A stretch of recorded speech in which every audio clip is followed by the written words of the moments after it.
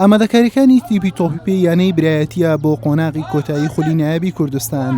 برایەتی یەکێکە لەو 6 تیپەی سەرکەوتووە بۆ قۆناغی کۆتایی خولی نایابی کوردستان و هەموو هەوڵێکی بۆ بەدەستێنانی نازناوی خولەکەیە کە چەندین ساڵە هەوڵی بۆ دەدا.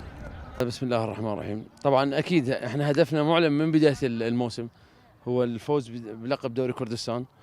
بێگومان ئێمە لە سەرەتای وەرزەوە ئامانجمان ڕاگەیاند کە بەدەستێنانی خولی نایابی کوردستانە و هەنگاوی یەکەممان ناگەیشتن بە قۆناغی کۆتایی.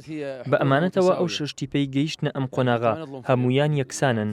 چاوەڕێی خولێکی جوان و نایاب دەکرێت تام و چێژی لێوە ببیندرێت و ئامادەکاریمان بەڕاستی لە قۆناغی دووەم تووشی کێشە هاتین و سپاس بۆ خوددا دوای یاری سەرکەوتیمان بەدەستهێنا و بارودۆخی تیپەکە هاتەوە سەرخۆی و تیپەکە متمانەی بۆ خۆی دروست کردەوە و بەرگری دەکەین بۆ ئەوەی لەسەری بەردەوام بین و ئینشاءالله یاری زاخۆ دەبێتە کلیلی سەرکەوتنەکان.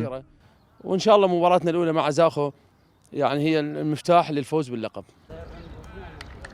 یانەی برایەتی لەگەڵەوەی لە قۆناغی دووەمی خولی نایاب تووشی کێشەی گەورە هاتوو.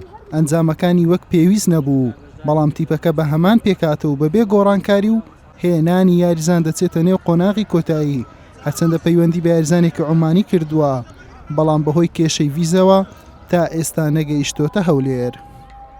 پێشەش سپاس بۆخوا ینی توانیمان قۆناغیەکەم بەسەرکەوتی تێپەڕێنین و 6 تیپماوە ئینشاءالله بتوانین ئەنجامی شایستە بۆ یانی وەرشی برایەتی بەدەست بێنن و ئامادەکاریشی باشمان کردووە تا بتوانین یەکێ بین لە تیپە سەرکەوتەکان لەو قۆناغا بتوانین نەتیجەیەکی باش بۆ یانی وەرشی برایەتی بەدەست بێنین. یانەی برایەتی کەمتر لە 20 ڕۆژی لە پێشماوە بۆ ئەوەی بچێتە نێو ڕکابەریەکانی خولی پلەیەکی عراقیش. ڕۆژی شەمەژ ڕوبەڕووی زاخۆ دەبێتەوە لە یەکەم یاری قۆناغی کۆتایی خولی نایابی کوردستان. ئەمەش کاریگەری نەرێنی لەسەر تیپەکە دەبێت و پێویستی بە ماندووبوونی زیاترە تاوەکو هاوسەنجی لە نێوان هەردوو خولەکە دروست بکات. حوسێن محەممەد، کەناڵی ئاسمانی پێام، هەولێر.